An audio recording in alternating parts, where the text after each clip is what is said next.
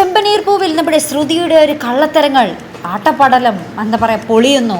അതേ പ്രേക്ഷകരെ നമ്മുടെ ഇന്നത്തെ പ്രമോൾ നമുക്ക് കാണുവാൻ സാധിക്കുന്നുണ്ട്. നമ്മുടെ ശ്രുതിയുടെ അമ്മ വിമലാമ്മ നമ്മുടെ ആദ്യമായിട്ട് നമ്മുടെ ശ്രുതിയെ കാണാൻ നാട്ടിലോട്ട് വരുമ്പോൾ ആ നാട്ടിൽ വെച്ച് നമ്മുടെ ശ്രുതിയുടെ അമ്മ തലയിറങ്ങി വീഴുന്നുണ്ട്.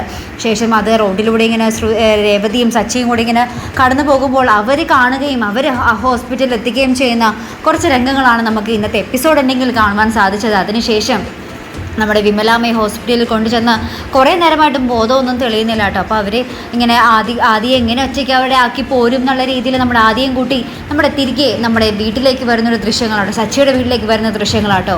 അപ്പോൾ നമ്മുടെ ആദ്യനെയും കൂട്ടി വരുമ്പോഴത്തേക്ക് നമ്മുടെ ചന്ദ്രമതി ഇങ്ങനെ ചോദിക്കുന്നുണ്ട്, ഏത് ഈ കൊച്ചി ഇതിനെയൊക്കെ കൊണ്ട് എന്താ ഇങ്ങോട്ട് വന്നിരിക്കുന്നതെന്നൊക്കെ നമ്മുടെ ചന്ദ്രമതി ചോദിക്കുന്നുണ്ട്.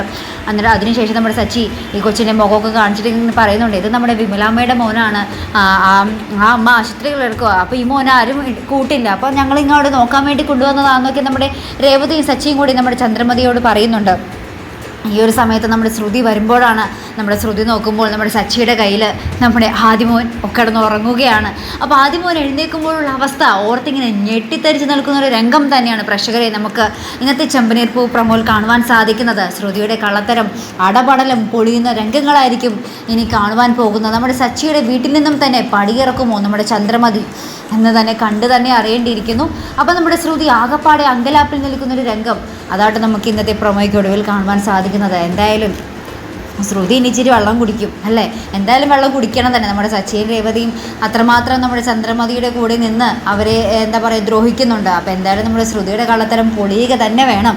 എന്തായാലും നമുക്ക് കാണാം നമ്മുടെ ശ്രുതി എന്തൊക്കെ കള്ളത്തരങ്ങൾ പറഞ്ഞ് ഇതിൽ നിന്നും ഒഴിഞ്ഞു മാറുമെന്നുള്ളത്. അപ്പോൾ ഇതുപോലുള്ള പ്രൊമോ റിവ്യൂസിനും എപ്പിസോഡ് റിവ്യൂസിനും ഒക്കെ നിങ്ങൾ മറക്കാതെ ചാനൽ സബ്സ്ക്രൈബ് ചെയ്യുക. അടുത്തൊരു വീഡിയോ വരുന്നത് വരയ്ക്കും ഗുഡ് ബൈ.